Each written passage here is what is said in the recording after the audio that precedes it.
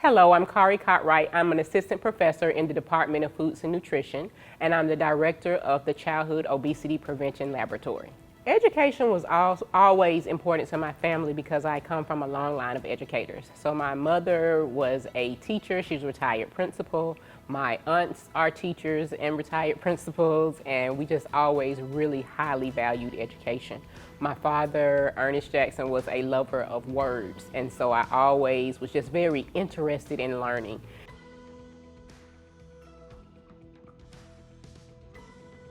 It is of the utmost importance for me to be a role model to young children, especially young black children, and while I'm sitting in this seat and I'm blessed to have this platform. One of the things I think about is even here at the University of Georgia, so they're starting with my college students, they come into my class, they don't know who I am, they may have never seen me, they see my name, and then they have me as over the semester and they say, "Thank you for being my first black professor. I've never had one before." And that's amazing to me, having gone to Atlanta Public Schools, Frederick Douglass High School, and having gone to Howard. And so even giving them that, but then to inspire any young child to look and say, "You teach at the University of Georgia, you're able to do this type of work." And so it's so important for me to do that, to be a role model and to practice what I preach, which is what I do with my children. And just having that, is so important to have role models that look like you, because we talk about a lot in my class self-efficacy, and if you can do it, then I can do it. And so if there's a child that believes they can achieve greater because they see me doing what I'm doing, I am better for it, and I'm blessed to be able to do so.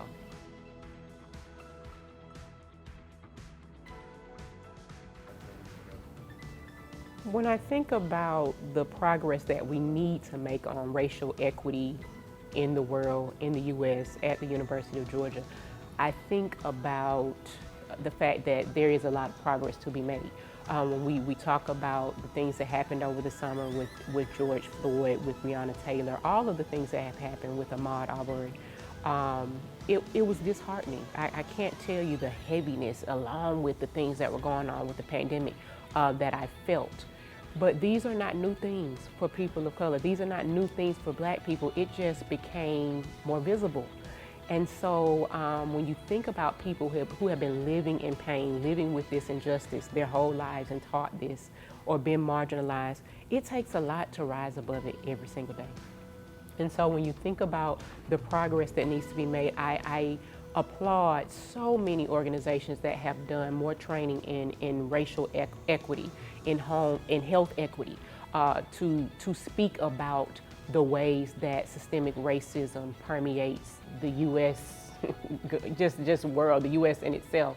But really, it's really universal around the world. And so there are so many opportunities that we can have to educate our young people to embrace all cultures. I love that we have Black History Month, but to also just do it all the time, to make sure that we are acknowledging all types of backgrounds in terms of diversity just across the board. But when we talk about black people here in the United States, just acknowledging the contributions, making sure that people are at the table, and making sure that we dismantle so many of these historic systemic issues that make racism institutional in the U.S. The 60 years of desegregation at the University of Georgia is of the utmost importance to me, because without it, I would not be here. I would not be working here. I wouldn't have the opportunity to teach, to interact. I wouldn't have been able to come here for graduate school. And it makes me think of a story, and that is that I was privileged to be in the room when the College of Education was named after Mary Frances Early. And I was so proud, and what they asked us to do was to say, stand up if you are here because of people like Mary Frances Early. And I could stand up with pride, with my heart bursting with pride, and clap while she was in the room. So often we name buildings after people after they're gone. And so to not only know that, but know that she was an Atlanta public school teacher, and I know that because my mother knows her personally, that's overwhelming to know that we've named a college after someone who was so brave, who was already at a university, who looked at Charlene and looked at Hamilton Holmes and said, "I'm going to come and make a difference." And so for me, she's just opened up the door and paved the way. And then there were people like Dean Tate, who I know was supportive of desegregation, that I've heard from his granddaughter, that he was integral in helping to open up the doors. And so to have people here at the University of Georgia who wanted the change, to usher in the change, and have brave people like Mary Frances Early, like Hamilton Holmes and Charlene Hunter Galt, it's just of the utmost importance. It's pivotal for our history. And I think about the courage that they had to have, and I really often reflect on that and speak the name of my ancestors and all those who paved the way before me to make an opportunity like this come to life.